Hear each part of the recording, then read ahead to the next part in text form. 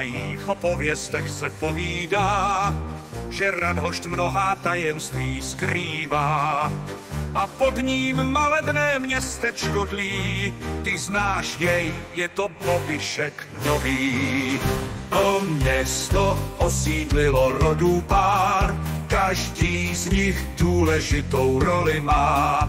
Ty všechny pozorně Radgost střeží a v rozkvět nového města věří. Tam vdál dávný chrám, v něm mocný Radgost sám střeží svůj trůn.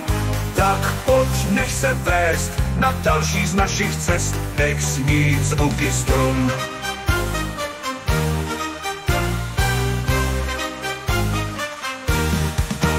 Tam vdál dávný chrám, v něm mocný Radgost sám střeží svůj trůn. Tak pojď, nech se vést na další z našich cest, nech znít zvuky strun.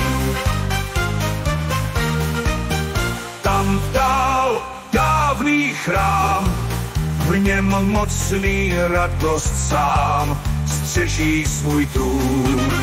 Tak pojď, nech se vést na další z našich cest, nech znít zvuky strun.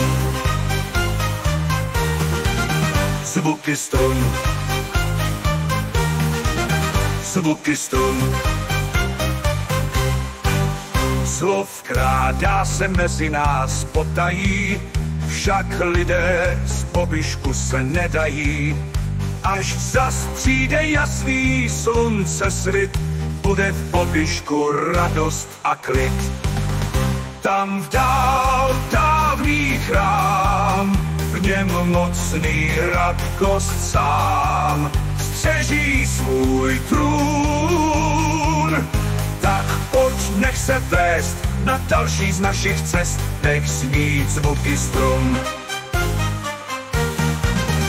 Tam vdál dávný chrám, v něm mocný Radgost sám střeží svůj trůn. Tak pojď, nech se vést na další z našich cest, nech znít zvuky strun.